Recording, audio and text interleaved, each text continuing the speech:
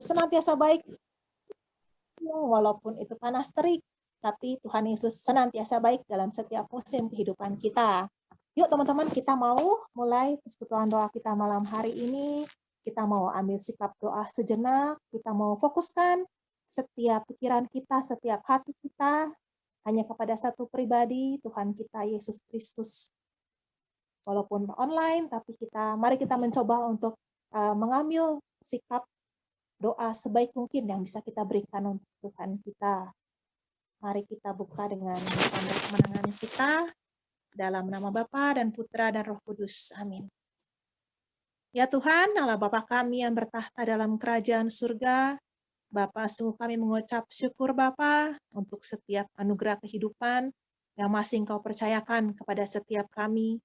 Mulai dari kami membuka mata kami, ketika kami melakukan setiap aktivitas kami, entah itu studi kami, entah itu dalam pekerjaan kami, entah ketika kami dalam perjalanan, Bapa Engkau menyertai kami, Engkau yang menuntun kami, sampai kami boleh sampai ke malam hari ini, dan kami bisa berkumpul dalam persekutuan doa malam hari ini.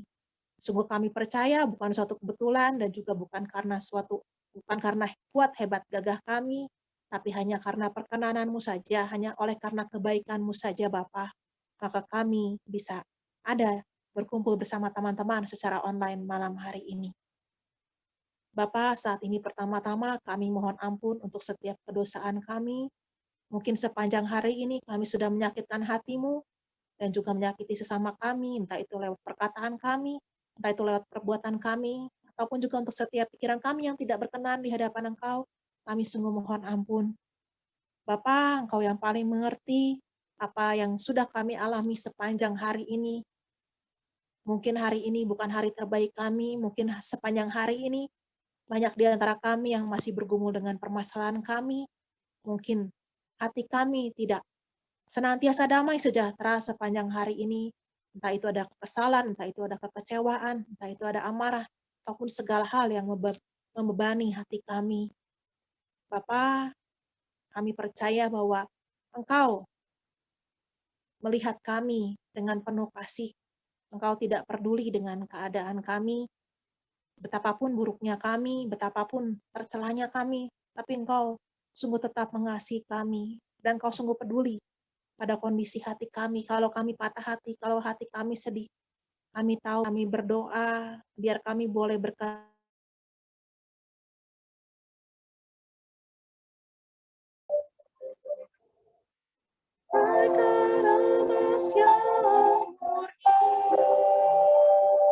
bentuk hatiku selalu hatiku seperti hatimu, kudus berkenan bagimu, bagaikan emas dan murni untuk hatiku selalu. Biar ku mencari cinta baru, bebas dari semua yang jahat, serupa dengan gambarmu, sucikanku, luruskan hati.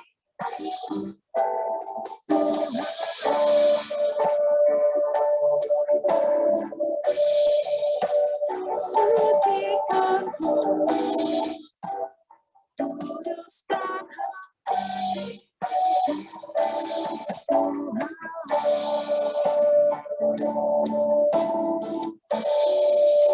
Sucikanku,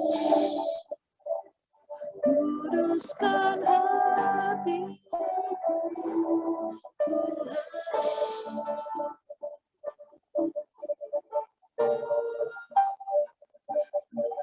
sucikan kami Tuhan, bahkan hati kami, biar berkenan di hadirat-Mu. hadapan-Mu.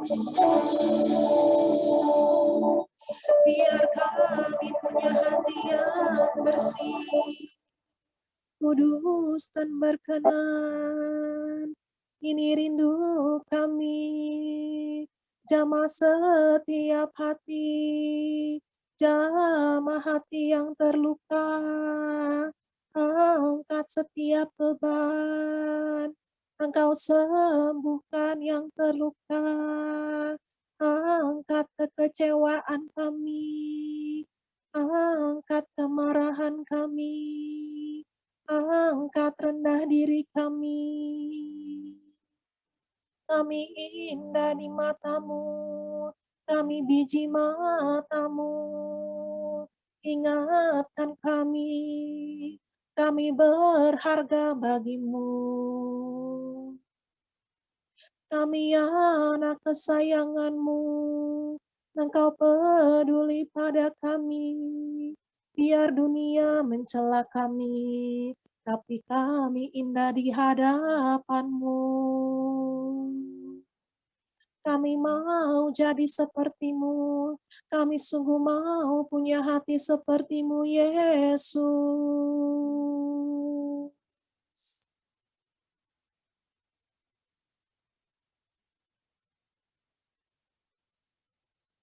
Mari dalam keheningan saat ini, kita bayangkan Yesus ada di hadapan kita. Mungkin engkau penat, mungkin engkau lelah, mungkin engkau bertanya-tanya, kenapa ini terjadi, kenapa hal itu terjadi? Kenapa masalahku nggak beres-beres? Kenapa aku seperti ini?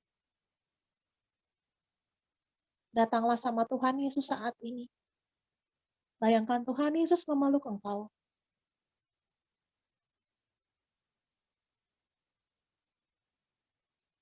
Dan rasakan kasih-Nya.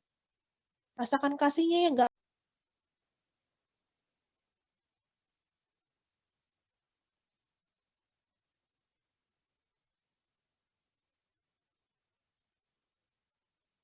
Terima kasih Bapa, Bapa sungguh kami percaya. Engkau Allah Bapa yang mengasihi kami, setiap kami anak-anak-Mu. Sungguh kalau helai rambut kami jatuh, maka Engkau Allah yang sungguh peduli pada setiap apa yang terjadi pada kehidupan kami. Mungkin saat ini banyak di antara kami yang datang kepadamu dengan hati yang hancur.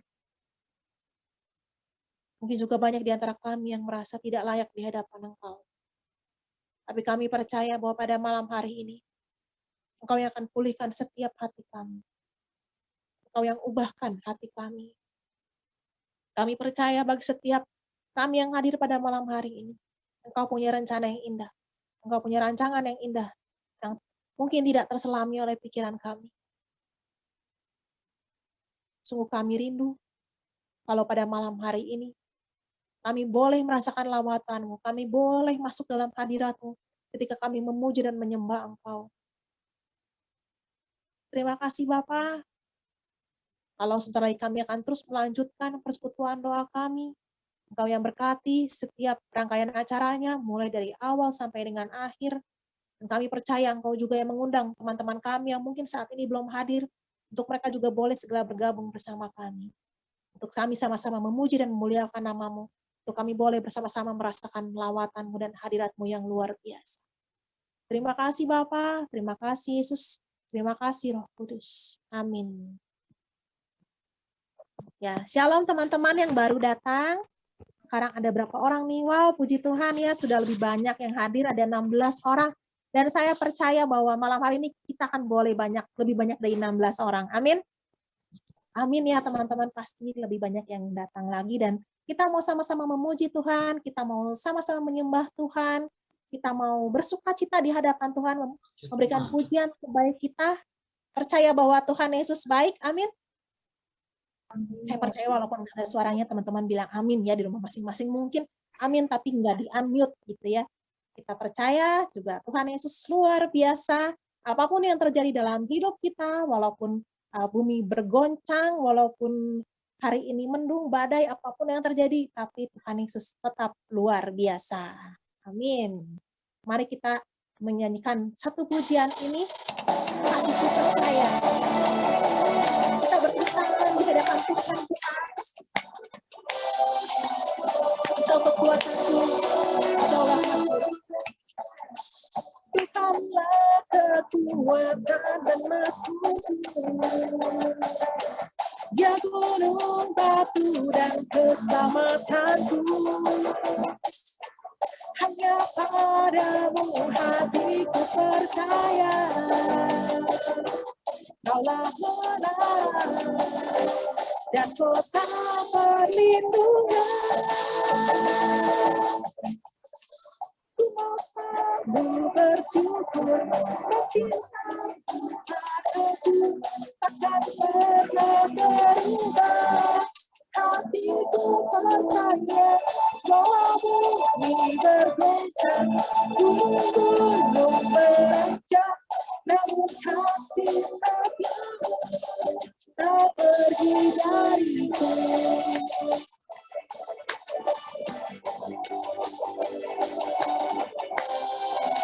Kau kekuatan kami Tuhan.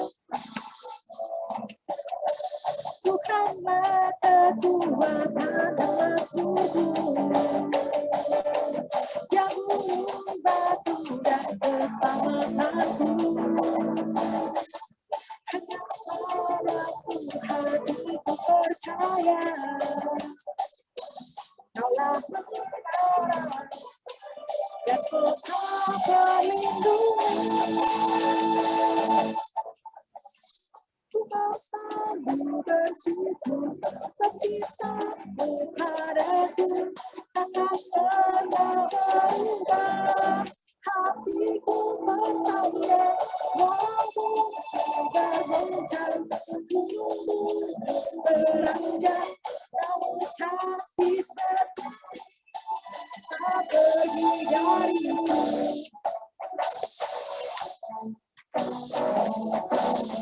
Berikan pujian terbaik Tuhan, Tuhan kita, Tuhan kekuatan kita, Tuhan masuk kita, gunung batu kita, benteng perlindungan kita. Biar sukacita selalu memenuhi kita malam hari ini dengan ucapan syukur. Bersyukur setiap kebaikan di dalam hidup kita. Kita mau bersyukur, kita selalu bersyukur. Kita selalu bersyukur, sebab cintamu padaku takkan pernah berubah.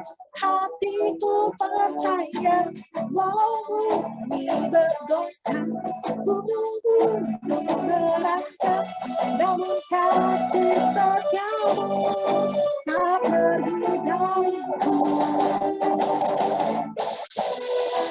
Ku mau selalu bersyukur, sebab cintamu padaku takkan pernah berubah. Hatiku percaya, walau bumi bergoncang, gunung beranjak, namun kasih setiamu tak pergi dariku. Ku mau selalu bersyukur, sebab cintamu padaku takkan pernah berubah. Hatiku percaya, walau bumi bergoncang, gunung beranjak, namun kasih setiamu tak pergi dariku. Kasih setiamu tak pergi dariku. Kasih setiamu tak pergi dariku. Kita percaya bahwa kasih setia Tuhan tidak pernah pergi dari kita, tidak pernah berhenti, tidak ada habisnya dalam setiap gerakan nafas kita, dalam setiap hari-hari kehidupan kita. Tuhan Allah kita luar biasa, Tuhan Yesus sungguh sayang sama kita. Jangan pernah menyerah, percaya bahwa Tuhan sungguh sayang sama kamu.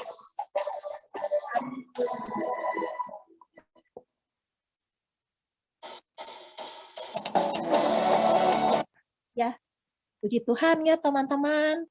Saya percaya bahwa setelah kita memuji Tuhan, hati kita lebih dipenuhi dengan sukacita.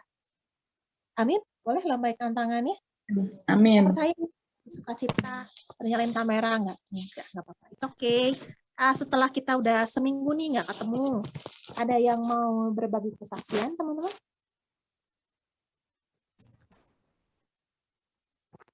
Ada yang mau berbagi kesaksian?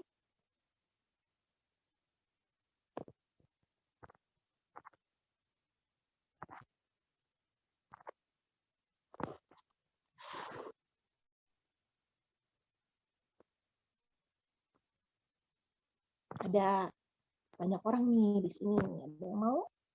Oh, Devina katanya mau. Devina mau bersaksi, boleh Devina? Tinggal unmute aja langsung.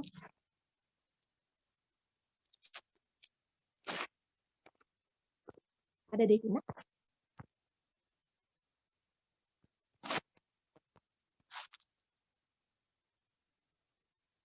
Ya, kalau gitu boleh ya. Saya berbagi kesaksian. Sebenarnya ini peristiwanya Tapi sudah... skip dulu, Ci. Oh, ya? Skip dulu aku. Yang lain dulu aja. Oke, sambil nunggu saya mau cerita ini. Saya udah kejadiannya udah lama sih, tapi saya belum ceritakan. Teman-teman, saya percaya bahwa perlindungan Tuhan itu senantiasa ada buat kita, tapi kita juga dalam setiap hari-hari kita, kalau saya bangun pagi, saya selalu berdoa, Tuhan lindungi hari ini, gitu ya. Apalagi kan, ya kita berkendara di jalan, apapun kita nggak tahu ya, gitu. Mungkin kejadiannya tuh sekitar berarti udah agak lama sih, saya masih hamil 8 bulan ya waktu itu. Waktu itu kami tuh mau latihan untuk PW Night ya, waktu itu tuh kita kan pakai latihannya tuh di Kebon Jati ya. Nah, aku juga sebenarnya walaupun aku yang nyewain tuh ya, tapi aku tuh nggak tahu itu tuh lokasinya di mana gitu ya. Jadi saya sama Ko Jerry sama Gian tuh waktu itu kita nyari-nyari tempatnya mana ya gitu ya, mana daerah situ gelap gitu ya. Nah, terus kita ngeliat di Google Map, wah kayaknya kelewatan nih gitu ya. Lalu saya tuh kurang lebih tuh lagi ada di daerah, kalau teman-teman tahu sekolahan Trinitas lah gitu ya, kita lagi turun dari motor nih, kita mencari-cari mana ya, di mana-mana. Nah, saya tuh lihat banget, hanya jarak beberapa meter dari saya gitu ya, ada bapak-bapak bawa gerobak itu. Lalu, si bapak tuh kayak mau nyebrang, tapi ketika lagi nyebrang, tiba-tiba dari arah belakang situ ada motor kenceng banget gitu ya, menyenggol gerobak si bapak gitu ya, dan gerobaknya mental, si bapak jatuh, motornya pun jatuh gitu ya. Saya cukup kaget karena jaraknya beberapa meter. Tapi puji Tuhan bahwa bapaknya nggak apa-apa gitu ya. Saya nggak tahu sih apakah sama sekali nggak ada cedera atau enggak, tapi yang baik pengemudi motor ataupun si bapak itu ya bisa bangun lagi gitu ya. Tapi teman-teman, saya belajar sekali dalam kejadian hari itu gitu ya. Itu kalau misalkan meleset sedikit gitu ya, bisa aja gerobaknya kena saya gitu ya, karena jaraknya tuh hanya beberapa meter aja teman-teman gitu ya. Bayangin waktu itu saya lagi hamil gede juga gitu ya, untung juga gitu ya kan. Itu cukup mengejutkan, tapi saya juga nggak kenapa-kenapa gitu ya. Itu saya merasakan bahwa oh, kuasa Tuhan tuh nyata banget gitu ya. Kenapa saya ceritain banget tadi pagi pun ketika saya berangkat kerja, saya kan lewat apa tuh daerah apa ya namanya, dekat open situ ya. Ada mobil depan saya gitu, saya sama dianterin suami saya naik motor. Tiba-tiba dari arah kanan itu ada motor cepet banget, wah mungkin dia pikir dia lagi syuting film action kali ya. Bayangin nyebrang tapi ngebut banget, nggak pakai rem. Wah, itu bener-bener saya ngeliat di depan mata saya gitu ya. Si bener-bener hampir bertabrakan dengan si mobil pun kaget. Tapi ya saya percaya bahwa itu juga bagian dari perlindungan Tuhan. Si mobil tidak membuat gerakan mendadak kayak ngerem mendadak. Bayangin kalau pun dia mengerem mendadak, maka mungkin saya yang di belakangnya bisa aja nabrak gitu ya. Ataupun orang lain bisa aja celaka. Tapi semua baik-baik aja gitu ya. Ya, jadi percaya teman-teman, bukan kebetulan kalau kita tuh masih boleh ada sampai hari ini gitu ya. Wah, untungnya hoki ya. Enggak, itu saya percaya bukan hoki, tapi karena Tuhan Yesus melindungi kita dalam setiap hari-hari kita. Jadi juga jangan lupa berdoa setiap pagi, setiap saat gitu ya. Tuhan lindungi aku gitu ya, supaya aku boleh selamat ya. Itu aja sih sharing dari saya. Semoga Tuhan juga senantiasa melindungi kita dimanapun kita berada, dan kita juga senantiasa hati-hati ya teman-teman. Oke, ada yang lain? Percaya pasti ada.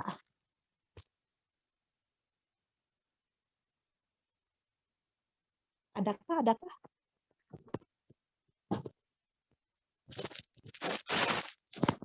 Aku boleh atau Cina Oke. dulu juga boleh. Cina tuh udah buka mic. Ini aja ya. Habis ini Cina. Aku ceritanya mirip-mirip Cimar. Nggak tahu udah cerita atau belum ya. Tapi kayaknya mah belum. Tapi ceritanya lagi naik motor juga sama kayak Cimar. Terus aku kalau misalkan ada tugas, jadi kadang kan suka tugas protokoler ya di Pandu. Kadang suka mepet-mepet gitu. Nggak mepet sih, maksudnya emang sejam atau setengah jam sebelum, cuman teh kayak buru-buru gitu kan. Udah gitu, eh, kalau dari belokan mau ke Pandu, kan dia kayak, apa ya, oh yang di stopan IP gitu, ada belok ke kanan itu kan. Nah, pas lagi belok ke kanan, aku udah ngerasa ini kok ada bapak-bapak sama ibu-ibu naik motor kok kayak kanan, kiri, kanan, kiri gitu kan. Gak jelas dia mau lurus ngebut enggak, tapi ngagokin gitu menurut saya ngagokin. Terus emang sayanya juga kan kalau nyetir tuh emang suka kekebutan gitu kan.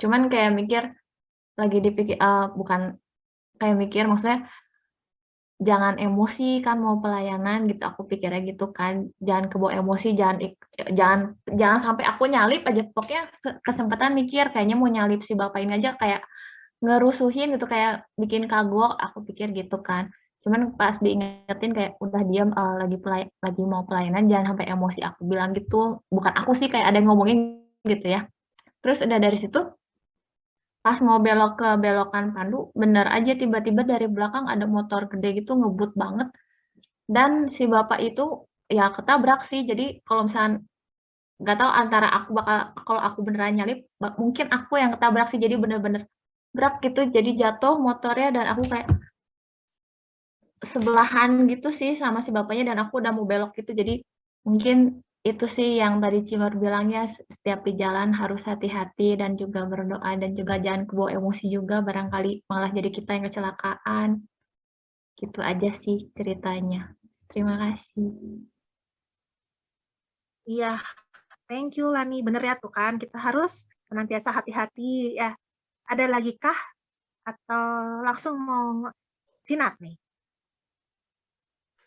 Aku boleh deh, Ci. Oke, Diki.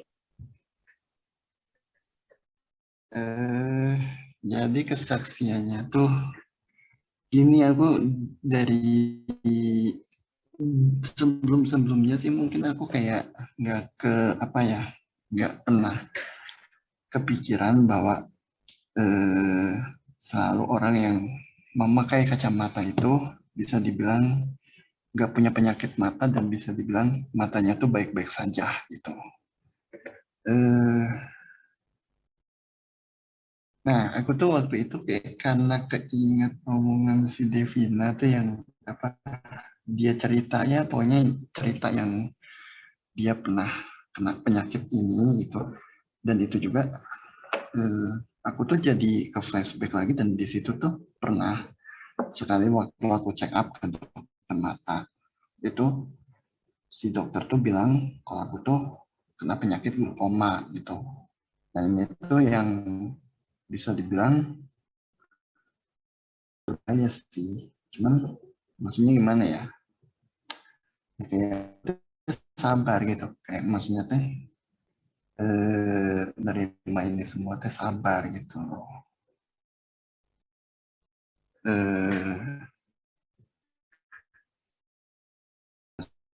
Meskipun agak berat sedikit sih sebenarnya. Cuma ya yang namanya mungkin apa ya? Ya maksudnya kayak si Devina juga deh kan sempat sedih juga dia teh gara-gara masalah ini gitu ya. Kata dia teh kenapa aku nggak ngomong dari awal gitu kan, nggak cerita sama dia dari awal ya maksudnya ya bukannya aku nggak mau cerita sih sebenarnya mah gara-gara apa ya ya itu emang kalau misalnya aku cerita nanti dia bakalan tambah sedih gitu kan. Nah apa ya dari cerita ini teh Sebenarnya mah, ya sebenarnya aku sih bilang sama si Devina tuh kalau ya udah sabar aja gitu. Ini mah sebenarnya teh ujian dari Tuhan gitu. Maksudnya buat kita gitu. Jadi intinya mah di mana Tuhan ngasih ujian ini teh gitu. Di situ teh kita harus bersabar gitu. Harus bisa nerimanya dengan sabar gitu. Nanti juga pada akhirnya akan ada jalan keluarnya. Itu aja sih intinya. Ya, puji Tuhan. Thank you, Diki. Percaya bahwa apapun masalah yang kita hadapi dalam hidup kita, percaya bahwa Tuhan kita sudah menyiapkan jalan keluarnya ya, teman-teman. Amin. Ada lagi kah?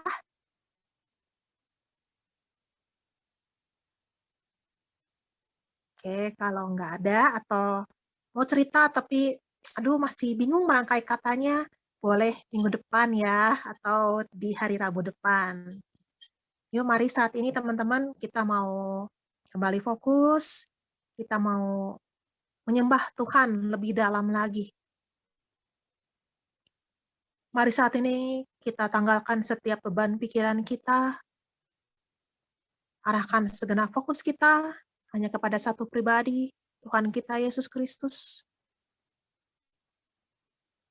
Dimanapun engkau berada saat ini, di kediaman engkau masing-masing,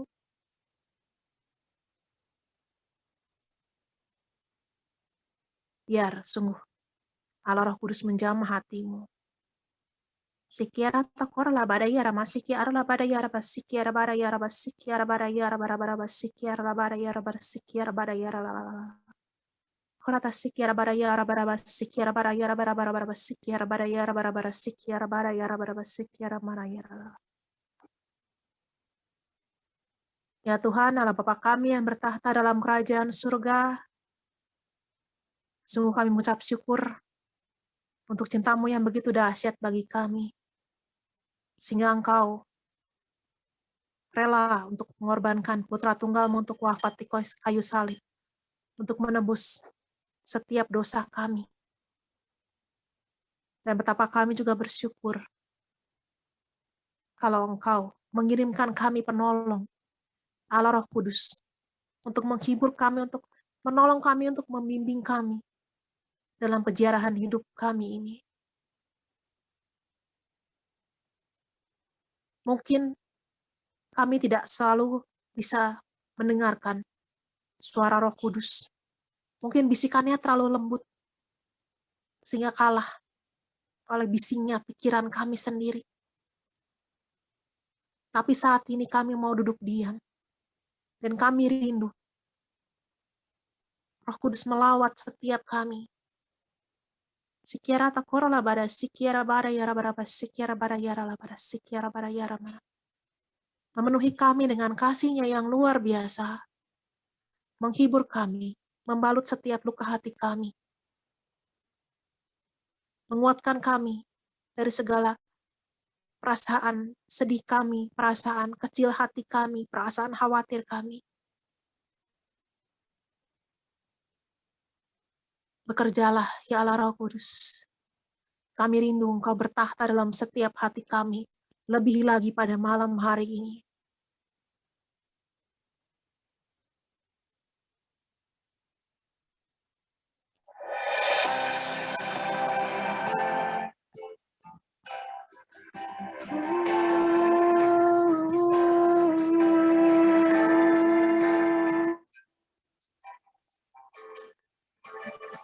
Roh Kudus hadir di sini,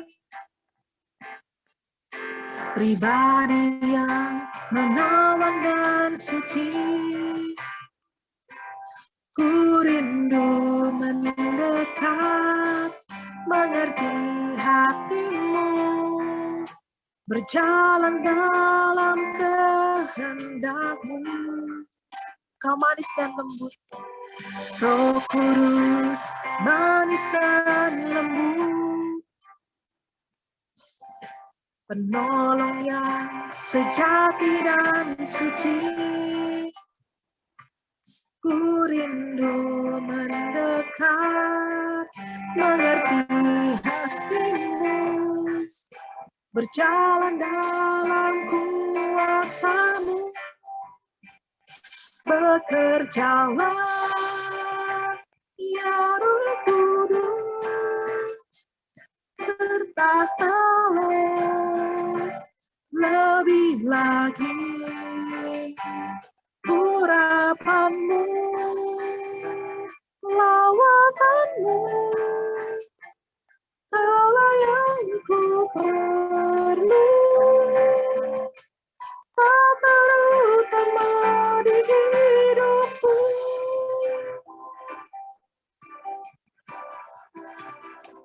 Roh Kudus manis dan lembut,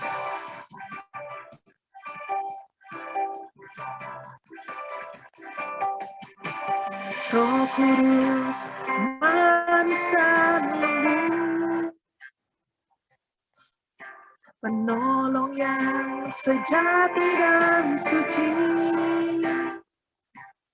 Ku rindu mendekat, mengerti hati-Mu, berjalan dalam kuasa-Mu. Bekerjalah, ya Roh Kudus, bertahtalah lebih lagi urapan-Mu, lawatan-Mu, Kaulah yang ku perlu, tak terutama di hidupku, ya Roh Kudus, bertahtalah lebih lagi urapan-Mu, lawatan-Mu, Kaulah yang ku perlu, tak terutama di hidupku.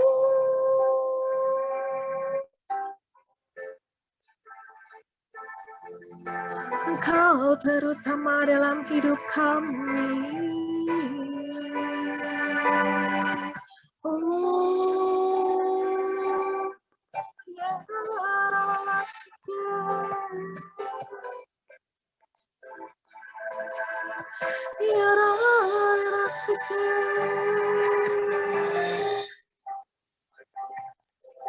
Jamah setiap hati,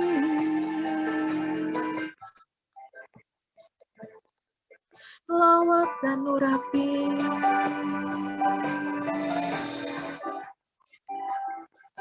setia masih.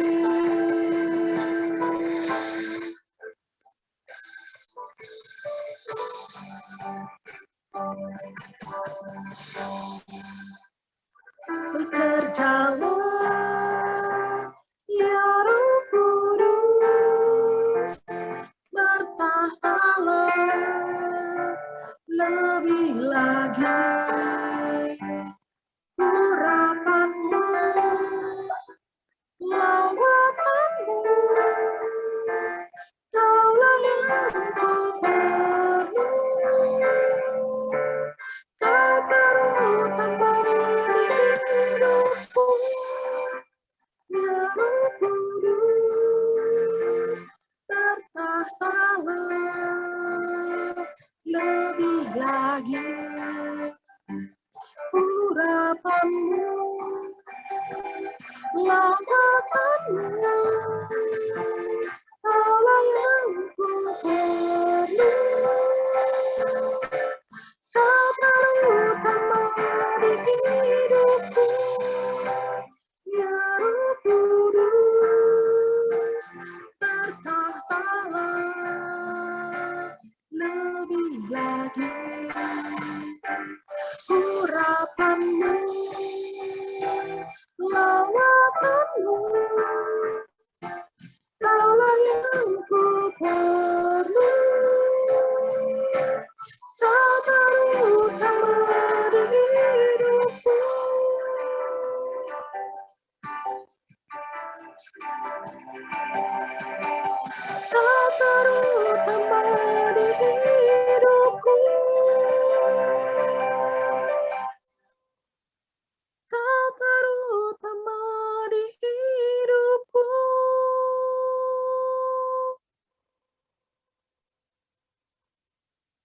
kami menyembah-Mu. Ya, ya ralala sike. Oh, ya ralala ya se.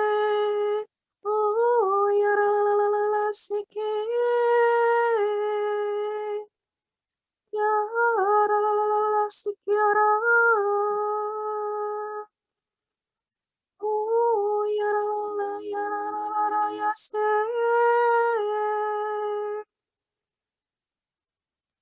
Kami memuji-Mu, kami meninggikan Engkau, Allah yang mulia, bertahta selamanya, Raja segala raja, ditinggikan, disembah, dimuliakan, Yesus Tuhan.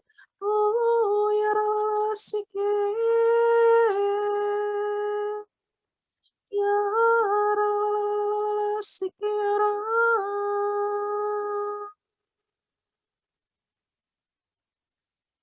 Sikiara takara la bara yara basikiara la bara yara masikiara takara la bara yara basikiara bara yara bara bara basikiara bara yara la mana sikiara mana yara la.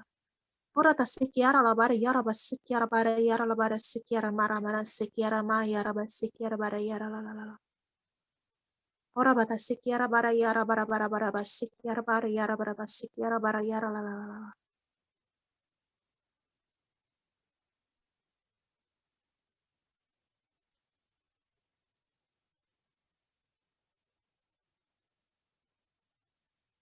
Hai anakku, aku mau engkau sembuh. Ora basikiara bara yara basikiara bara yara la bara yara basikiara takora la bara yara masikiara bara yara la.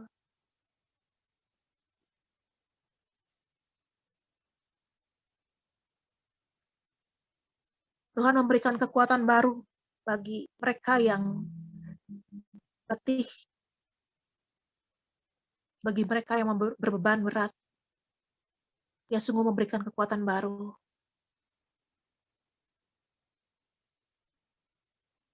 Ia yang mengangkat engkau.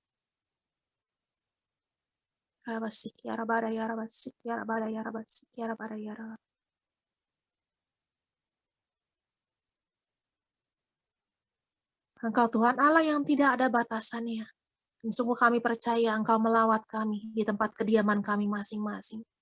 Kami percaya bahwa pada malam hari ini, setiap rumah dari anak-anak-Mu yang hadir dalam PD malam hari ini, boleh dipenuhi dengan kuasa Roh Kudus, boleh dipenuhi dengan atmosfer surgawi, boleh dipenuhi dengan sukacita dan damai sejahtera yang sungguh berasal daripada Engkau sendiri. Terima kasih Bapa, kami bersyukur punya Allah seperti Engkau. Yang begitu dahsyat, yang begitu luar biasa. Penyertaan-Mu sempurna. Gak pernah berhenti dalam hidup kami. Dalam setiap langkah hidup kami, dalam setiap apa yang kami hadapi, Engkau ada. Ajari setiap kami anak-anak-Mu untuk kami lebih mendengarkan tuntunan Roh Kudus-Mu dibandingkan kami mendengarkan suara dunia ini. Ya Allah Roh Kudus, jadilah terang kami senantiasa. Tuntun kami ketika kami tidak tahu jalan mana yang harus kami tempuh. Bantu kami untuk kami lebih peka lagi dengar suara Engkau. Terima kasih. Kami tahu bahwa Engkau senantiasa ada untuk menolong kami, senantiasa ada untuk menghibur kami. Dan sungguh malam hari ini kami bersyukur kalau Engkau sudah menghadirkan Tante Ratna Nirmala untuk membawakan firman-Mu malam hari ini. Kami berdoa biar Engkau yang urapi Tante Ratna Nirmala dengan urapan dari Yang Maha Tinggi. Mulai dari ujung kepalanya sampai dengan ujung kakinya. Engkau berkati setiap perkataan yang keluar dari lidahnya. Agar sungguh dalam setiap apa yang ia bawakan malam hari ini adalah apa yang menjadi pesan pribadi Engkau kepada setiap kami, Bapa. Kami percaya bahwa setiap firman yang dibagikan pada malam hari ini akan jatuh ke dalam hati kami yang paling subur dan boleh berbuah hingga puluhan kali lipat. Nggak akan ada satupun yang kembali kepadamu dengan sia-sia. Tapi setiap firman itu akan melakukan apa yang Kau perintahkan. Ajari kami untuk kami duduk diam mendengarkan, untuk kami tidak terdistraksi dengan lingkungan sekitar kami. Dan kami percaya pada malam hari ini pemulihan akan boleh terjadi dalam hidup kami. Kemenangan akan boleh terjadi dalam hidup kami. Terima kasih Bapa, terima kasih Yesus, terima kasih Roh Kudus. Kami siap untuk mendengarkan, kami siap untuk Engkau bentuk dan Engkau didik. Kemuliaan kepada Bapa dan Putra dan Roh Kudus, seperti pada permulaan, sekarang, selalu, dan sepanjang segala abad. Amin. Ya, Tante Ratna Nirmala dipersilakan. Thank you, terima kasih untuk doanya. Shalom, sahabat-sahabat muda Kristus. Shalom Tante. Salam. Ya, Shalom, Tante. Shalom, shalom semuanya. Halo. Malam ini menarik ya, kita ternyata belajar bersama-sama untuk menjaga hati. Ini yang benar-benar bagian yang paling mudah untuk kita berkompromi dengan namanya munafik ya, karena hati itu nggak ada yang tahu. Dalamnya laut saja bisa diukur, dalamnya hati siapa tahu. Dan itu perlu dijaga ya. Ini adalah satu tema yang baik bukan buat Anda tapi juga buat saya. Yuk kita buka seperti yang sudah kita lihat bersama-sama Matius 12.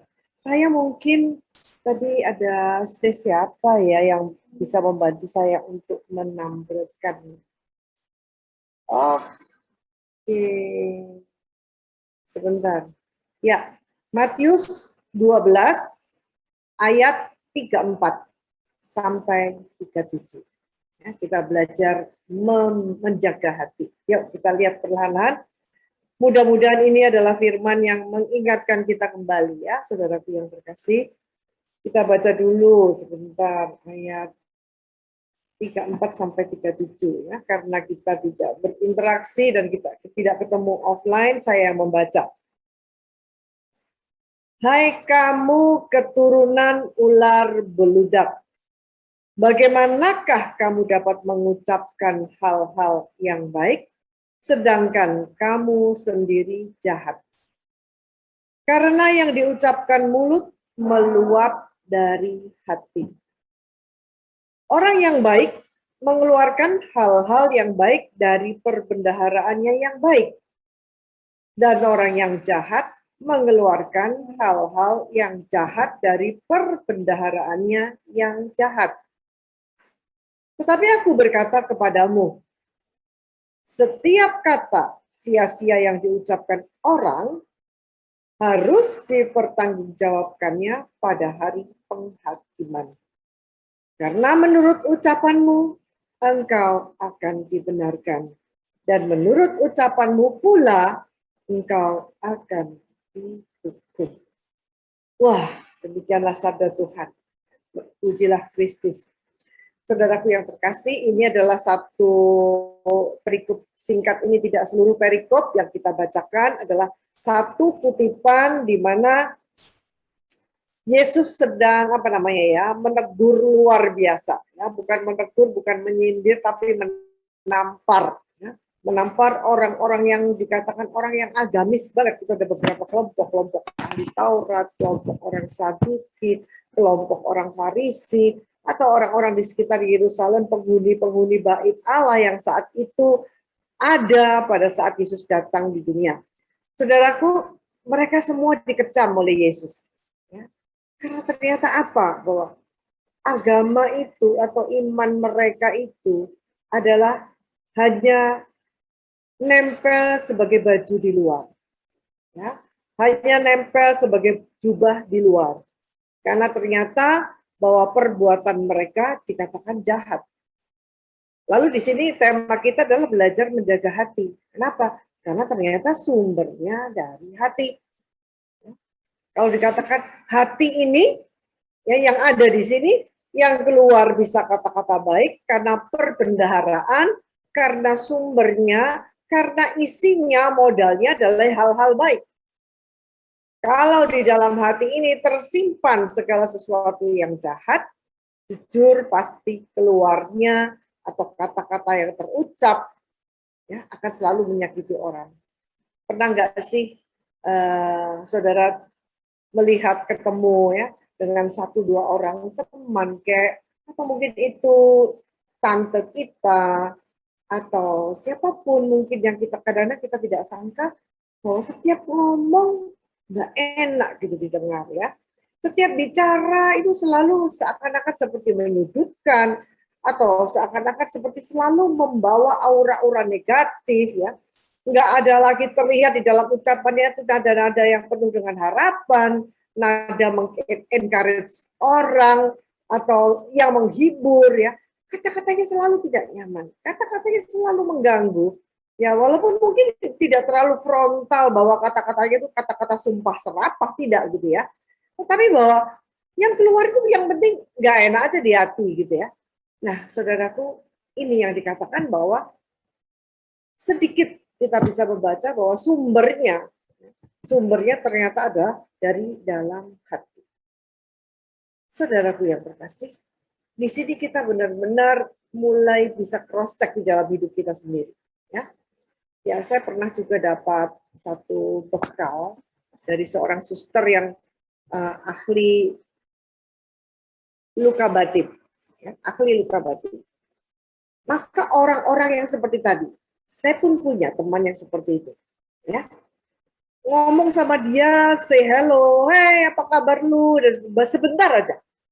Baru ngomong sesuatu yang serius, baru ngomong sesuatu yang lebih lagi, pasti nggak enak didengar. Pasti lama-lamanya ya, kata-kata atau yang keluar dari hati itu bukan hanya keluar melalui ucapan, bukan hanya dengan kata-kata, tapi pasti berhubungan dengan yang namanya body language, ya, sikap, ya, tutur kata dan sikap dari satu nyambung, ya. Dan itu sungguh dia lebih banyak melukai hati orang. Siapapun yang berurusan dengan dia, pasti mereka kebanyakan dan sebagian besar merasakan bahwa mereka terluka, mereka merasa kesel gitu ya. Mungkin nggak sampai luka batin yang seperti apa, karena perjumpaan kan belum tentu dengan orang itu terus. Tapi pokoknya berhubungan, berelasi dengan dia, selalu jatuhnya kesel di hati. Nah, suster itu memberitahu ya dalam pembekalan kepada kami bahwa kenapa kok bisa begitu? Nah, itu dikatakan kenapa sumber-sumbernya dari dalam hati adalah bahwa orang yang luka batin, ini sebagai satu contoh ya, orang yang mengalami satu luka batin, jadi hanya kepahitan dan kepahitan yang dia terima, ya, atau yang dia alami di dalam hidup itu tersimpan. Nah, di sini sepertinya ada lumbung penyimpanan. Dan kalau yang tersimpan itu adalah sesuatu yang melukai dia, sesuatu yang kira-kira nggak nyaman ya, atau sesuatu yang menimbulkan kemarahan, dan itu yang disimpan juga kemarahan-kemarahan yang belum terselesaikan, maka pada saat dia berrelasi dengan seseorang karena lumbungnya adalah seperti itu, yuk kita berbicara mungkin tidak yang selalu jahat dulu ya, enggak yang selalu jahat-jahat, bahwa jahat mau bunuh orang, mau apa, enggak. Mari kita, hati itu sumber semuanya yang tersimpan di situ. Maka kalau yang disimpan adalah hal-hal yang seperti itu, cenderung yang keluar adalah sama, enggak mungkin bisa berbeda. Ya, kalau dia menyimpan luka batin, dia menyimpan luka hati, dia menyimpan itu satu sakit hati dan dendam, maka jujur setiap ucapannya juga pasti akan membawa dampak yang sama. Mudah sekali melukai orang, mudah sekali membuat orang tersinggung dan marah dan sebagainya. Maka saudaraku yang terkasih, bahwa kita melihat dulu daripada karakter orang-orang di sekitar kita. Yuk, mungkin itu kita, ya, yang tadi mungkin itu kita. Saya nggak ngomong itu saudara, mungkin juga saya, mungkin itu kita, gitu ya.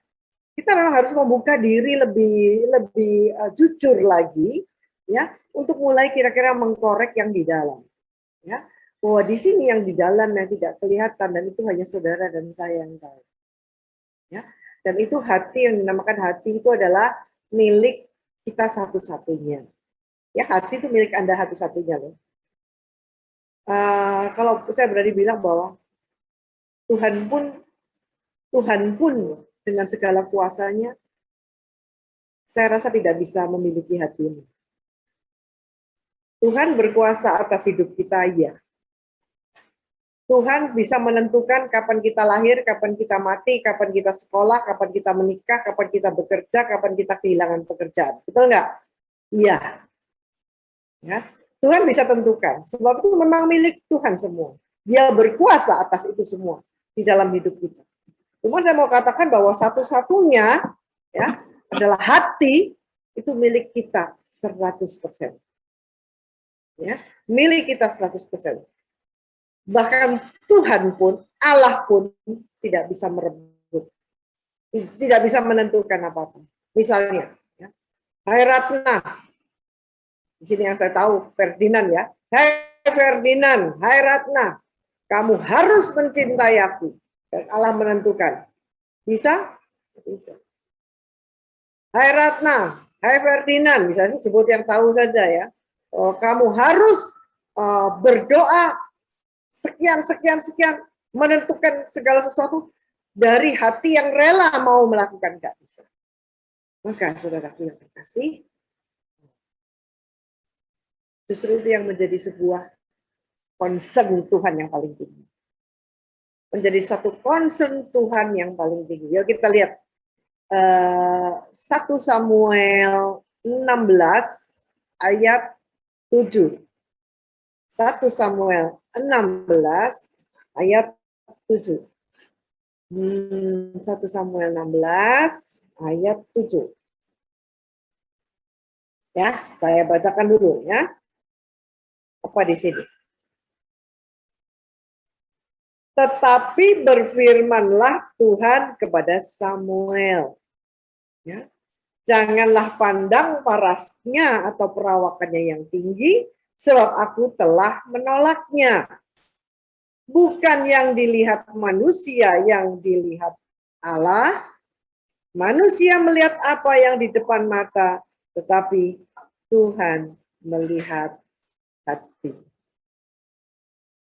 Ya, saudara, ini adalah peristiwa waktu Samuel, zaman Samuel itu Daud dan saudara-saudaranya mau terpilih untuk menjadi orang pilihan gitu ya.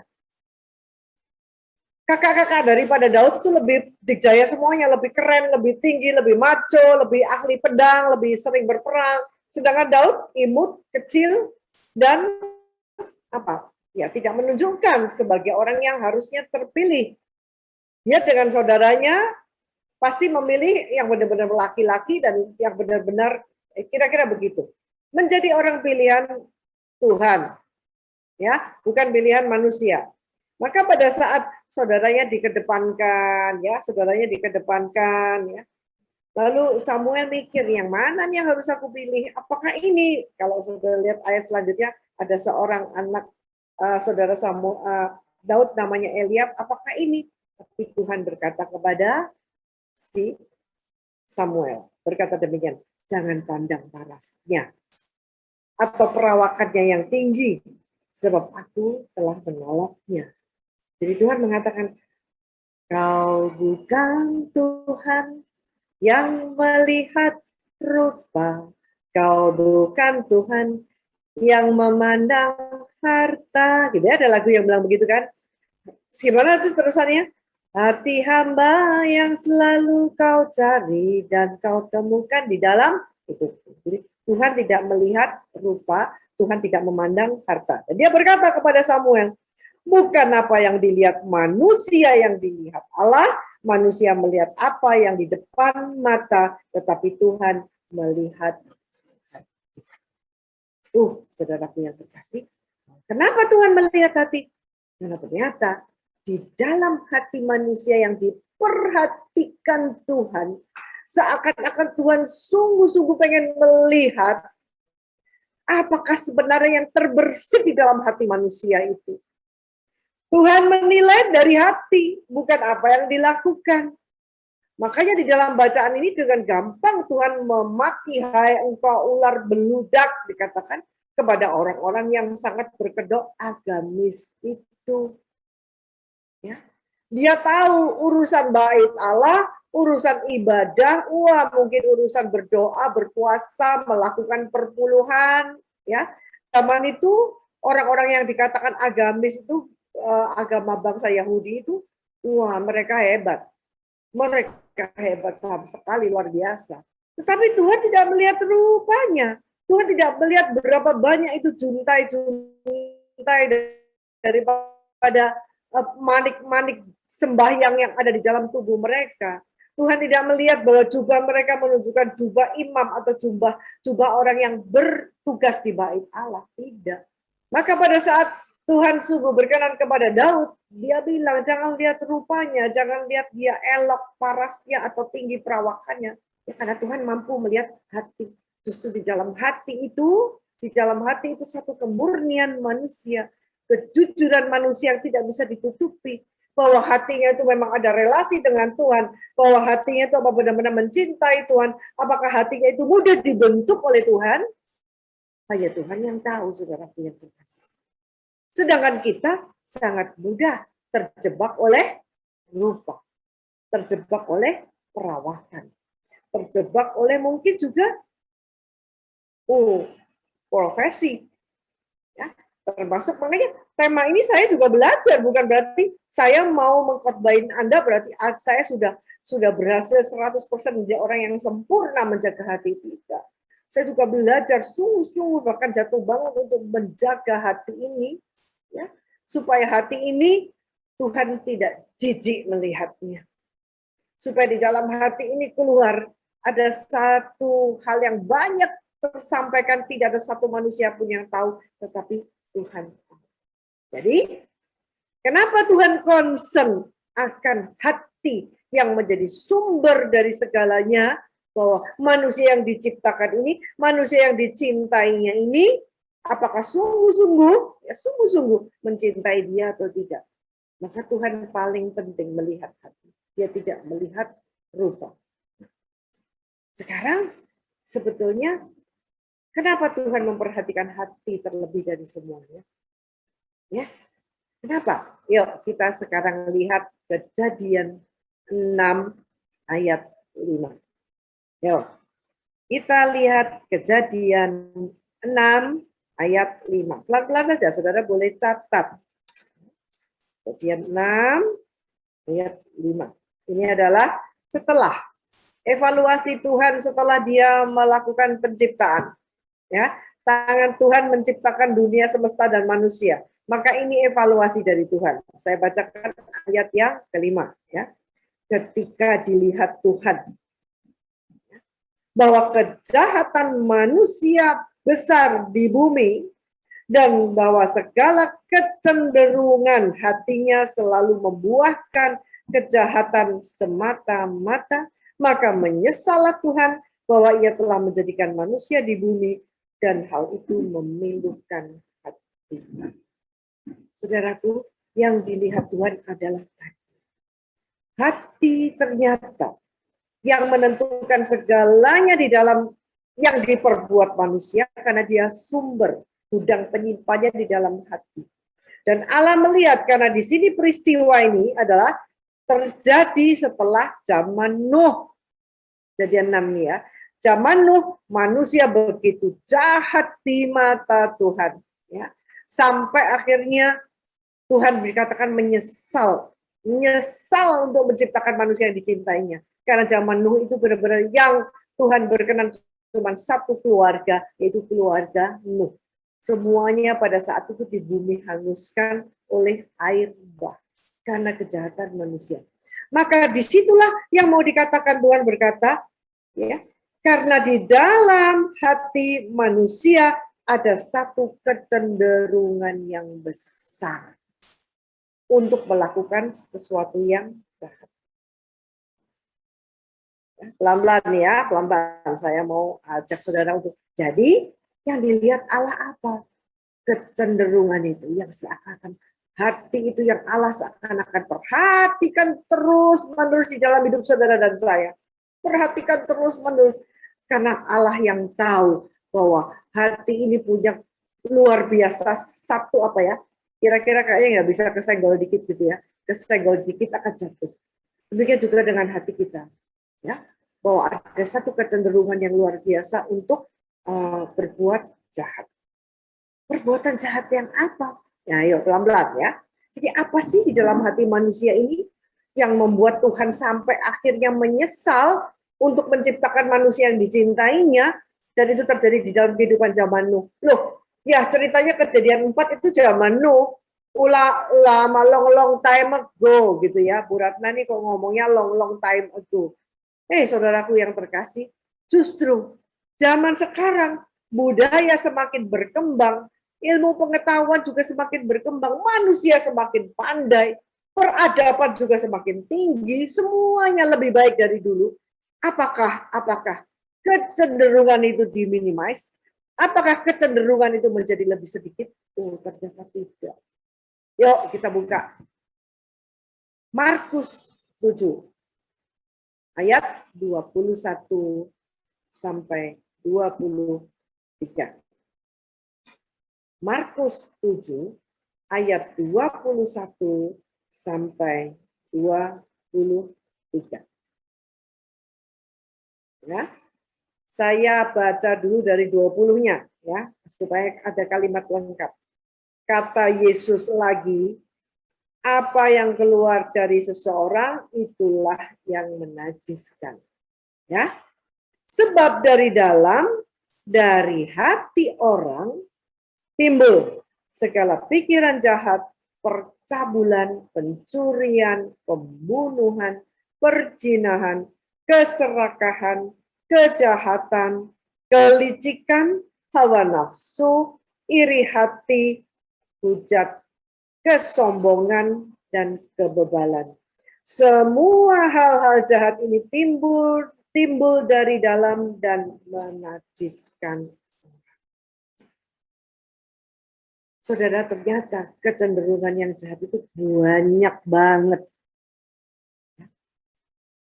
Memang mengerikan, tapi awal-awalnya contoh, misalnya ini ada pembunuhan ya, percabulan jelas ya, pikiran jahat dari percabulan. Percabulan dibilang sebelum melakukan percabulan, sebelum melakukan perzinahan, misalnya ya, lebih dalam lagi perzinahan, katanya di dalam hukum kekudusan hidup, kalau kita melihat wanita atau melihat sesama lawan jenis kita, belum lagi berbuat sesuatu yang tidak benar, berbuat hubungan seksual di luar pernikahan, baru lihat terus baru menginginkan. Sudah dosa belum? Sudah dosa. Keluar dari mana? Dari hati. Rasa ingin memiliki. Ya, itu baru kita berbicara tentang perzinahan ataupun percabulan. Tapi coba kita melihat misalnya dosa pembunuhan. Lah, masa ya aku mau membunuh orang sih gitu ya. Masa aku ini jahat dari hatiku pengen membunuh orang. Saudara, semua berasal dari yang sedikit dulu. Semua itu dipancing. Dan semua yang keluar daripada hati itu merupakan pancingan-pancingan untuk next melakukan sesuatu yang lebih mengerikan. Contoh ya, misalnya waktu Habel dan Kain, peristiwa Habel dan Kain, mereka saudara kandung. Ya. Saudara kandung yang harusnya saling mencintai, saling menjaga, dan saling melindungi. Apa sih yang membuat Kain membunuh Habel? Ya, apa? Pertama nggak langsung membunuh. Yang menjadi tindakan membunuh apa? Cuma iri hati, panas hati. Karena mereka dua-dua adalah orang yang mau mempersembahkan sesuatu kepada Tuhan. Mereka adalah orang yang beribadah, dua-dua saudara ini beribadah. Mereka mempersembahkan kurban, bakar kurban daripada si Habel sangat berkenan di mata Tuhan. Mungkin asapnya membumbung tinggi dan berkenan di hadapan Tuhan gitu ya. Persembahan korban daripada Kain tidak berkenan di hadapan Tuhan. Ceritanya kan simpel begitu. Maka timbul iri hati, belum ngebunuh dulu. Belum masuk di dalam dosa pembunuhan belum. Jadi jangan pernah kita mengatakan yang tertulis di Markus 7 tadi, dosa-dosa yang timbul dari dalam hati adalah dari pertama kali ada pancingannya. Ya. Kain juga terpancing dengan rasa iri hati. Kain juga terpancing dengan rasa panas hati. Itu namanya iri hati. Yang akhirnya dilanjutkan, ya, pancingan itu berhasil, dilanjutkan menjadi satu tindakan yang mengerikan. Saudaraku yang terkasih, saya mau katakan itu sangat mudah. Kita sangat mudah sebentar yang dikatakan haleluya, sebentar kita mengatakan puji Tuhan, sebentar kita mengatakan dahsyat firman Tuhan kita katakan dengan luar alasan itu menjadi satu rema di dalam hati kita pada saat membaca firman Tuhan. Tetapi di saat yang sama kita bisa timbul dari dalam hati segala sesuatu yang mungkin mengerikan, segala sesuatu yang sungguh membuat Tuhan tidak berkenan, dan mungkin tidak ada satupun yang tahu. Oleh karena itu, betapa mengerikan apa yang keluar dari dalam hati ini, yang itu seakan-akan manusia tidak bisa dibendung. Begitu dia mulai menunggangi hasrat nafsu manusia, ya, dan itu diikuti, emosi itu terus mengikuti apa yang timbul dari pertama kali, maka itu yang dikatakan harus dijaga.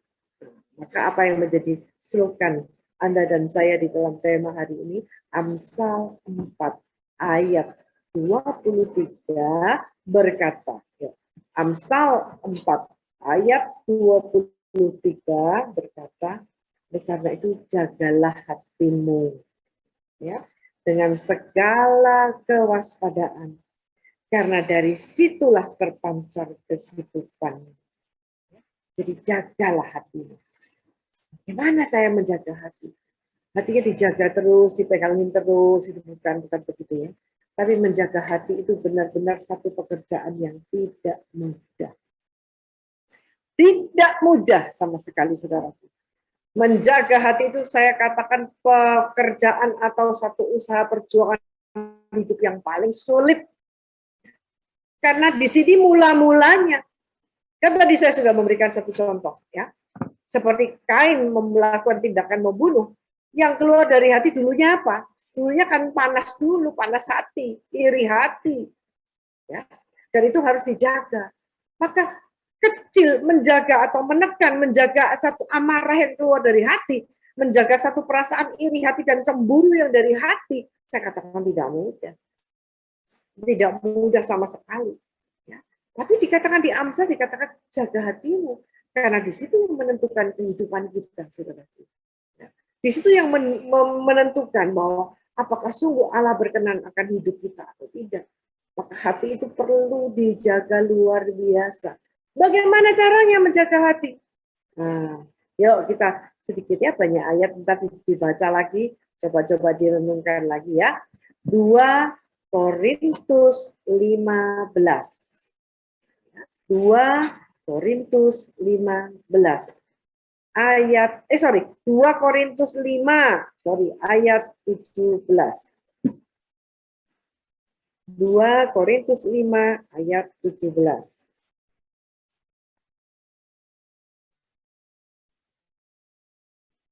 Ya, yuk.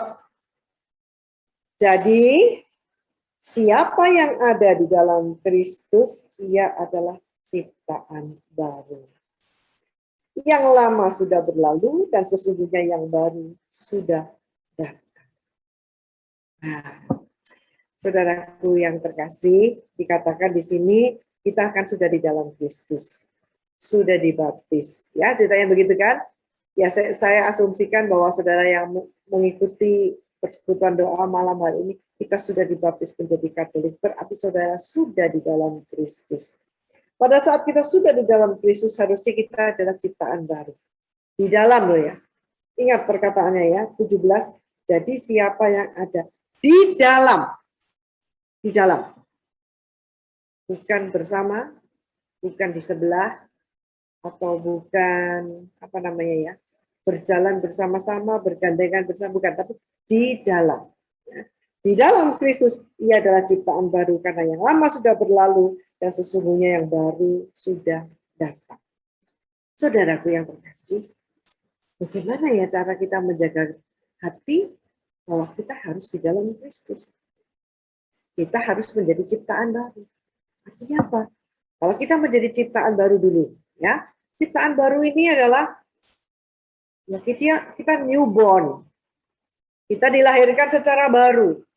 Dilahirkan secara baru apa? Ya pasti dari tadi kita dibaptis di dalam roh. Artinya bahwa kita dilahirkan di dalam roh.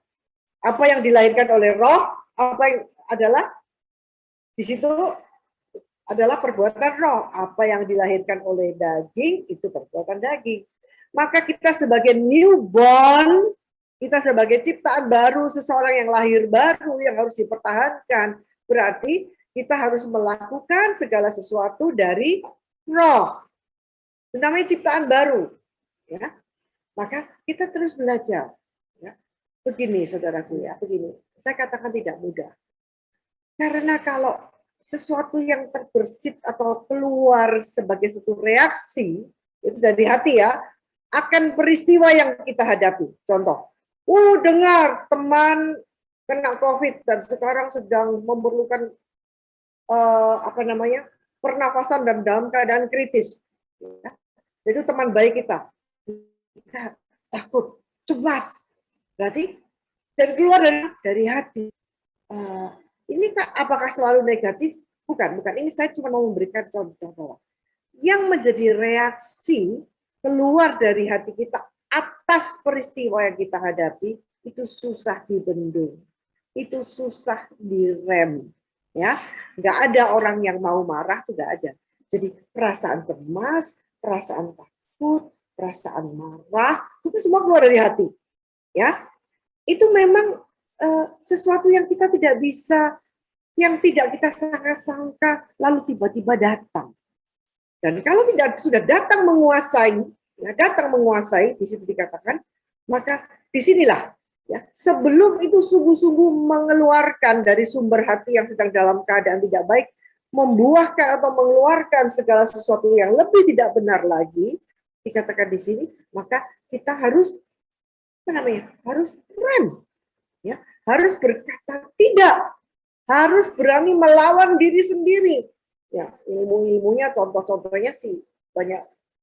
Jadi kalau kita belajar perbuatan roh, kasih, pemaaf, lemah lembut, murah hati, maka begitu emosi itu keluar, ya, takut, cemas, marah, dendam, iri hati dan sebagainya itu keluar, saudaraku yang terkasih.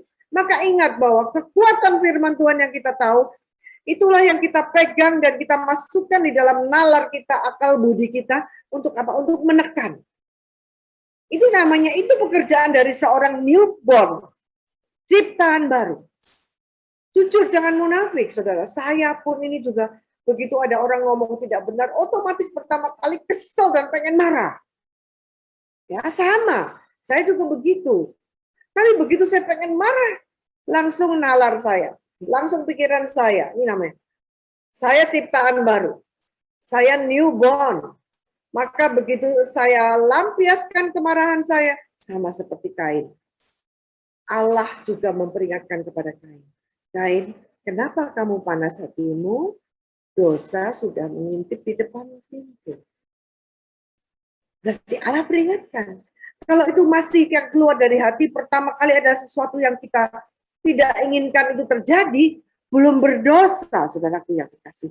Jaga, rem, tekan, supaya status saudara dan saya sebagai ciptaan baru itu tidak harus tetap.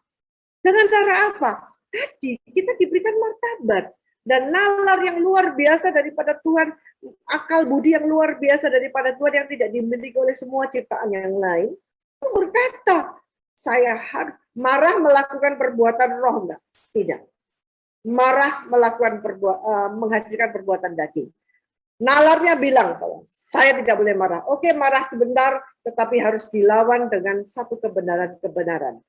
Saya biasanya belajarnya begini. Misalnya, marah dengan teman jalan pagi, ngomongnya nggak benar. Ya, ngomongnya menyakitkan. Saya pernah itu. Saya jalan bersama dengan dia, ngomongnya seenaknya sendiri menyakitkan. Waduh, pada saat itu hati saya panas luar biasa seperti Kain. Hati saya panas mendidih luar biasa seperti Kain. Tapi apa yang terjadi? Saya di dalam menahan kemarahan, saya tidak berbicara dengan orang itu, tapi saya akhirnya bertanya kepada Tuhan apa yang harus saya lakukan. Ya, bahwa kalau memang apa tadi yang menyakitkan, saya mulai meredakan diri, menahan diri, akhirnya bisa stabil, bisa lebih tenang. Dan baru saya berbicara kepada dia dan mengatakan dengan penuh kasih, maaf, tadi kamu mengatakan demikian kepada saya, sorry, tidak mengganggu saya, dan itu agak kurang menyenangkan saya. Oh, maaf, saya tidak maksudnya begitu, saya begini, dan dia menjelaskan, oke, nggak apa-apa, ya sudah, kami berbaikan kembali. Kalau nalar dan akal budi kita tidak dipakai dan kita melampiaskan dengan emosi kita marah dan saat itu berantem misalnya ya dengan rame, saudara, relasi yang rusak itu ya, kita jatuh di dalam satu dosa perpecahan, pertikaian, amarah, udah banyak yang berentet semuanya berkaitan ya. Belum lagi relasi yang rusak karena kemarahan yang tak bisa direm dengan akal budi kita, dengan nalar kita akan menciptakan musuh. Kalau sudah musuh, mau berbaikan kembali, susah banget ya. Susah banget. Masih perlu minta maaf, masih perlu dan perjalanan akan semakin panjang. Itu namanya coba akal budi kita dipakai. Ya. Yang keluar dari hati pertama kali itu namanya mempertahankan ciptaan baru. Susah. Itu menahannya luar biasa, tidak cukup melangkah dan mengulurkan tangan minta maaf. Lebih susah pada saat kita sedang panas hati, dan itu pada saat itu ditekan. Nah, sekarang saya mau menjelaskan bahwa itu kita lakukan di dalam Kristus. Di dalam Kristus. Saya entah sudah pernah mengatakan kepada saudara. Maksudnya apa di dalam Kristus? Di dalam Kristus artinya apa? Saudara begini ya. Saya memberikan perumpamaan, ada batu, satu bongkah batu, dan kapas. Ya, batu itu satu benda padat, kapas benda ringan. Ya, tapi dua-dua karakternya benda. Ya. Punya berat jenis yang berbeda-beda. Ya. Terus kita sediakan satu ember air. Ya, segede batunya lah. Kalau batunya kerikil kecil ya sediakan gelas biasa. Ya, batu kecil dengan kapas 1-2 lembar seperti kalau buat kita cewek-cewek cuci muka ya. Lalu sediakan satu gelas air. Coba sekarang kalau batu ya dicelupkan ke dalam air, dia di dalam air batunya. Ya, oke ya. Berapa lama dicelup di dalam air?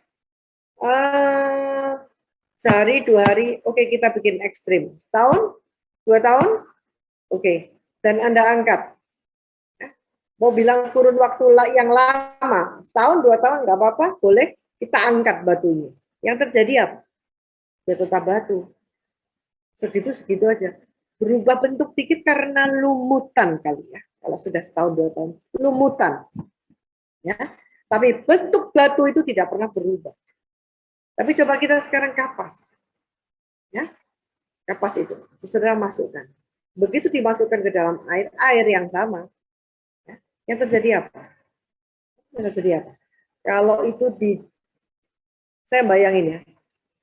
Dicelup segera saja sudah merubah bentuknya. Ya. Kalau dicelup setahun 2 tahun seperti tadi batu. Saya yakin dan percaya itu kapas dan air akan jadi satu dalam satu gelas. Akan lebih menyatu di dalam satu gelas. Saudara, kenapa sih saya berikan ilustrasi ini? Ya. Di dalam Kristus. Yuk kita cek ini di kita di dalam Kristus. Kita sudah di dalam Kristus atau enggak? Atau kita baru bersama-sama dengan Kristus? Atau seperti lagu Jalan serta Yesus. Jalan serta Yesus. Saya bergandeng tangan dengan Yesus. Tetapi permintaannya kalau menjadi ciptaan baru yang bisa menjaga hati dan kehidupan itu adalah orang yang di dalam Kristus, bukan berjalan bersama Yesus, di dalam. Jadi kalau di dalam, kita tuh sama kayak batu dan kapas tadi. Batu itu mungkin ada kita yang sedang di dalam karakter seperti batu. Kita masuk gereja, baca kitab suci, doa, berpersekutuan doa, bergabung dengan komunitas rohani, ya Tuhan, ya ikut pelayanan, ya.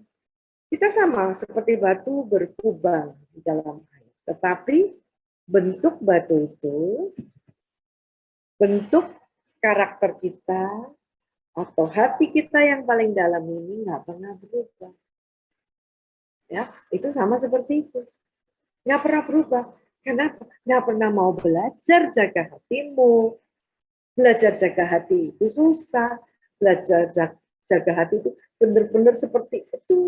Seperti orang menahan apa dia? Setengah mati, saudara. Setengah mati. Bagaimana ngerem segala kemarahan dan sebagainya. Banyak. Kalau saya banyak cerita nanti jadinya temanya ke arah pengampunan lagi ya. Tapi itu yang saya lakukan. Saya belajar setengah mati rasanya dari kepala yang mendidih karena marah. Tapi saya mengatakan saya ini pewarta Tuhan. Kalau saya marah dan saya melakukan sesuatu yang melakukan ampun Tuhan, saya akan dihakimi seluruh Yerusalem. Ya. Padahal sudah jatuh di dalam dosa kemarahan sudah. Tapi segera saya cepat sadar, saya rem, aku setengah mati sakitnya hati ini, bukan yang mudah sakit hati. Tetapi karena mau belajar seperti itu yang dikatakan lagu. Ku mau sepertimu Yesus. Kenapa? Saya mau seperti Yesus di dalam, kapas itu di dalam air. Air itu adalah kehadiran Allah. Air itu adalah Allah sendiri. Yang di dalam masuk dan bisa merubah hidup ciptaan baru yaitu kita ini, supaya kita perlahan-perlahan belajar untuk melakukan apa yang Tuhan kehendaki. Itu satu-satunya menjaga hati. Sehingga nanti kemudian hari, ya, contoh, belajar mengampuni. Berat banget. Berat sekali. Tapi belajar sekali, kita bisa nanti kehidupan yang akan datang bulan lalu, 2 bulan lagi, 1 tahun lagi. Bisa marah lagi nggak sama orang? Bisa benci lagi nggak sama orang? Bisa. Tetapi karena kita menjaga hati kita, sebelum hati ini membuahkan satu keinginan untuk berbuat jahat, lebih jahat lagi, maka kita jaga, oh saya sudah punya pengalaman yang lampau untuk mengampuni orang.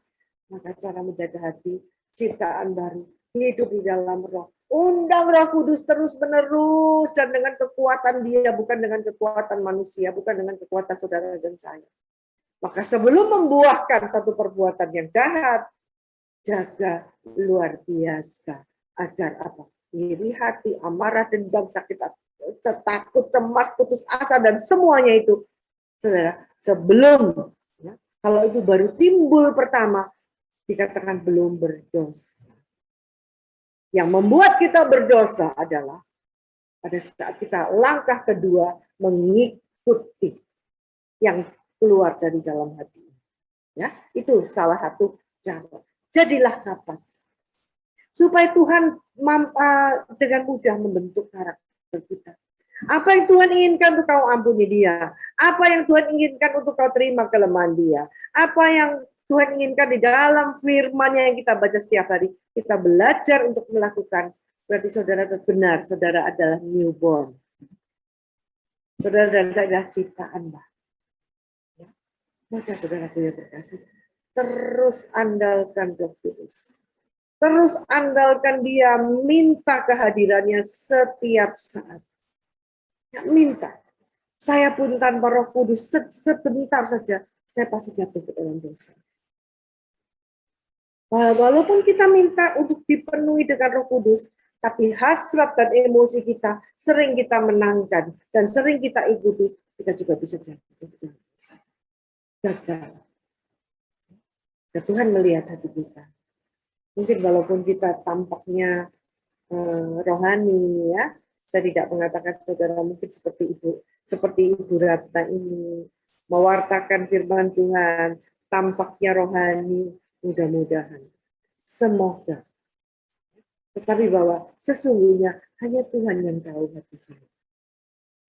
Anda dan saya melihat rupanya Ibu Ratna bahwa Alkitab ngomong sebagai pembicara. Betul nggak? Tapi Tuhan yang bisa melihat hatiku. Apakah hatiku ini berkenan di hadapan Dia? Maka sekali lagi, saudaraku, jaga luar biasa. Karena kalau kita dijaga luar biasa, maka kita mau memberikan diri kepada Tuhan untuk dibentuk, memberikan kepada Tuhan agar supaya hidup kita sungguh-sungguh mempunyai hati yang dikuasai oleh Yesus. Yuk, kita buka Yehezkiel 36.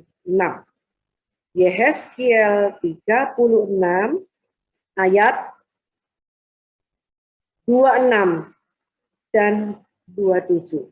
26 dan 27.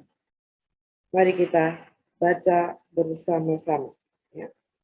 Kamu akan kuberikan hati yang baru dan roh yang baru di dalam batinmu.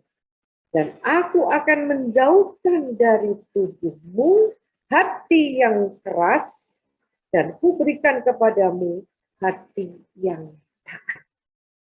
Rohku akan kuberikan diam di dalam batinmu dan aku akan membuat kamu hidup menurut segala ketetapanku dan tetap berpegang pada peraturan-peraturanku dan melakukannya.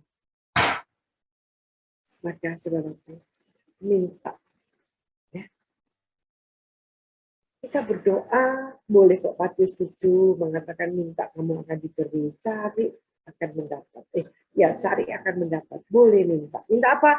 Minta diberi pekerjaan, minta lulus, minta pasangan hidup. Boleh, sangat boleh. Tetapi saudaraku yang terkasih, pernah nggak berpikir Anda dan saya minta hati yang baru? Yang bisa membaharui seluruh batin kita. Minta hati yang baru. Tantangannya memang berat. Saya mau sharing sedikit ya. Tahun 2020. 2020 di mana itu pada saat Desember Natal, lalu mempersiapkan tahun baru 2019 ya, Desember 2019 mau masuk tahun 2020. Sounding-soundingnya pandemi COVID di Cina sudah rame. Tapi di kita belum rame, ya di Indonesia belum rame. Kita ramenya baru mulai Februari ya. Lalu saudara, di awal tahun 2020 saya punya satu obsesi. Apa? Tuhan, selama tahun 2020 ini ada yang saya mau kejar. Ada yang mau saya capai. Ada yang saya mau obsesikan luar biasa apa? Hati kudus Yesus. Saya di tahun 2020 memulai yang pertama saya mengatakan Tuhan tahun ini saya akan mengejar dan saya minta rahmat Tuhan hati kudus Yesus. Saya bukan mau menakut-nakuti. Tapi begitu saya meminta dan mengobsesikan hati kudus Yesus, minta terus sama Tuhan. Setiap misa doanya minta hati kudusmu Yesus. Saya pengen gitu rasanya punya hati bagaimana saat melihat musuh yang menyebalkan, melihat satu orang yang mengkhianati aku, tapi hatiku bisa timbul ada satu belas kasihan yang luar biasa melihat dia. Saya pengen loh saudara rahmat seperti itu. Dan itu yang saya minta di tahun 20. Jadi saya pikir ada orang yang nyebelin banget ini, tapi di mana suatu hari kalau saya punya hati kudus Yesus, saya bisa dengan belas kasihan mendoakan dia. Saya membayangkan itu kok kayaknya surga sudah terjadi di dalam hatiku. Dan itu saya obsesikan. Tahun 2020 langsung masuk dengan satu keadaan yang sangat mengerikan ya. Pandemi COVID, dampaknya berita-berita. Ya, tapi ternyata saya tidak takut dan tidak mundur. Saya terus mengobsesikan hati kudus Yesus. Dan sampai saat ini, sampai kapanpun di dalam hidup ini, saya minta hati yang baru. Hati yang bisa membaharui seluruh relung-relung batinku. Minta kepada Tuhan, saudaraku. Ya, minta. Bukan kekuatan saudara dan saya untuk menjaga hati. Bukan kekuatan Anda dan saya. Bukan karena kita pandai. Bukan karena kita hebat di dalam pengendalian diri. Tapi itu semua karena rahmat. Maka mintalah ya hati yang baru itu. Maka kalau kita sungguh meminta hati yang baru itu, saudara, janji Tuhan. Ya. Janji Tuhan itu akan menyertai saudara dan saya. Sehingga kita, mungkin kita bisa masih jatuh bangun, ya. Saudara mungkin masih, seperti saya juga masih jatuh bangun, bisa mengalami gagal lagi, nangis lagi di hadapan Tuhan, minta ampun, ya. Tuhan berikan kesempatan lagi untuk bangun, ya. Tuhan, aku bisa punya hati jahat begini sih, Tuhan, aku bisa punya hati begini. Ya. Hanya saya yang tahu. Ya. Dan kalau orang lain mungkin tidak tahu, orang lain melihat saya tetap menjadi pewarta, gitu ya, yang mewartakan firman Tuhan. Tetapi bahwa kalau terjadi kemunafikan di dalam hati saya, kata munafik saya sebut sekali lagi sebelum tadi sesudah tadi yang pertama. Kalau ada kemunafikan di dalam hati ini hanya saudara dan saya yang tahu. Dan apa yang saya harus lakukan untuk menjaga supaya, ya, walaupun kita sebentar harus menerima kalau Tuhan katakan kita sebagai hai engkau ular beludak, katakannya. Karena mungkin kita tidak pandai menjaga hati kita bertobat. Kita bertobat, minta ampun, kembali kepada Tuhan. Saudaraku, Dia selalu dengan segala kemurahan hatimu. Dan saat itu juga saat kita bertobat, Tuhan baharuilah hati ini seperti kata Yehezkiel. Ya. Tuhan akan memberikan kita hati yang baru. Hati yang sudah terisi, tersimpan di dalam kita ini sesuatu yang tidak baik. Minta cepat-cepat untuk Tuhan ganti dengan hati yang baru. Hati yang bisa mengampuni orang, hati yang bisa mencintai dan mengasihi bukan dengan kekuatan kita, ya. Untuk mencegah hati yang mulai sedikit demi sedikit tidak lagi tersimpan pikiran-pikiran yang kotor, pikiran-pikiran yang mau memuaskan nafsu-nafsu kita dengan cara-cara kita. Saya tidak mau eksplisitkan itu apa, saudara tahu sendiri, ya. Maka capek di sini. Demikian capeknya kalau kita berusaha menjaga hati. Ya. Tapi janji Tuhan malam ini sebagai yang terakhir akan menyertai saudara dan akan menjadi milik saudara. Yuk, Mazmur 24 ayat 3-5. Mazmur 24 ayat 3-5. Yuk.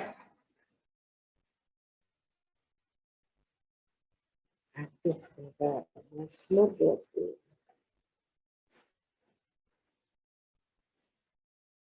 Yuk, ada? Ya, ayat 3 sampai dengan, ya. Yuk kita baca bersama-sama, saudara. Ya. Siapakah yang boleh naik ke atas gunung Tuhan? Siapakah yang boleh berdiri di tempatnya yang kudus? Adalah orang yang bersih tangannya dan murni hatinya, yang tidak menyerahkan dirinya kepada penipuan dan yang tidak bersumpah palsu. Dialah yang akan menerima berkat dari Tuhan dan keadilan dari Allah yang menyelamatkan dia. Pegang saudaraku yang terkasih, kalau saudara dan saya mau naik ke gunung Tuhan, yang saya pasti mau katakan, dia jauh lebih indah, dia jauh lebih mengagumkan, dan dia jauh lebih luar biasa dibandingkan Gunung Everest. Ya, gunung yang paling tinggi, wah yang terakhir-terakhir ini dibuat fotonya orang yang di sana begitu indahnya. Tapi kalau kita mau naik ke gunung Tuhan, seperti pada saat Musa mau mendekati Gunung Tabor dan dia melihat api kemuliaan Tuhan, ya. Berdiri di tempat Allah yang kudus adalah orang yang bersih tangannya. Bersih tangannya dan murni hatinya. Artinya tangan ini tidak. Tangan ini adalah sebuah, tangan ini kan cuma diperintah hati, saudara. Ya, tangan ini melakukan sesuatu yang tidak benar, jangan salahkan tangannya. Ya, tapi salahkan hatinya. Ya. Kalau dia gampar orang, ya, karena itu disuruh dari sini, dari dalam hati. Tapi kalau tangan ini membelai orang, memeluk orang di saat dia menangis, dan tangan ini juga mengusap air mata orang lain. Saudara, yang memerintah siapa? Yang memerintah hati. Yang dipuji jangan tangannya. Ya, yang dipuji adalah hatinya. Maka apa yang dikatakan di dalam Mazmur ini? Orang yang bersih tangannya dan yang murni hatinya. Dia berhati berhak dikatakan ya. Dia berhak menerima berkat dari Tuhan, ayat yang kelima, dan keadilan dari Allah yang menyelamatkan. Saudaraku yang terkasih, padahal orang yang kita kembali sedikit sebagai kesimpulan di bagian akhir ya. Ini satu tamparan buat saya sebetulnya. Pada saat Tuhan mengatakan di Matius 12, hai kamu ular beludak. Siapa yang dimaki? Yang dimaksud ular beludak tadi orang-orang yang dikatakan orang-orang yang agamis. Apa yang dilakukan orang-orang yang agamis? Wow, mereka melayani bait Allah. Wah, mereka orang Lewi menyanyi puji-pujian. Ya. Mereka berkhotbah kemana-mana. Lah itu apa nggak nampar saya? Ya, itu menampar sungguh-sungguh saya. Wah, mereka sok rohani. Tetapi jujurnya, orang yang seperti ini pertanyaannya sebagai sebuah refleksi. Kalau kita sudah melayani Tuhan di mana-mana, itu adalah perbuatan yang bisa dilihat manusia. Tapi Tuhan melihat hati. Bahwa ternyata kalau begitu, sudah melayani Tuhan, baca kitab suci, sudah berkunjung kemana-mana, mungkin ya, sudah melayani mezbah Allah di dalam mimbar pujian, di dalam mimbar firman Tuhan. Apakah otomatis saudara dan saya sudah bisa berdiri di gunungnya yang tinggi? Apakah saudara dan saya bisa berdiri di tempat Allah yang kudus dan mendapat berkat Allah yang melimpah dan mendapat jaminan keselamatan yang daripada Dia? Dan biarlah pertanyaan ini boleh mengakhiri firman Tuhan pada malam hari ini, bahwa mari kita menjaga, belajar terus-menerus menjaga hati ini dan tidak pernah berhenti seumur hidup saudara dan saya di dalam hidup. Amin. Tuhan memberkati kita semua. Saya kembalikan kepada pemimpin acara atau pemimpin pujian. Tuhan memberkati. Ya, terima kasih banyak Tante Ratna untuk firman malam hari ini. Sungguh memberkati dan sungguh jelek ya teman-teman. Mari kita menjaga hati kita.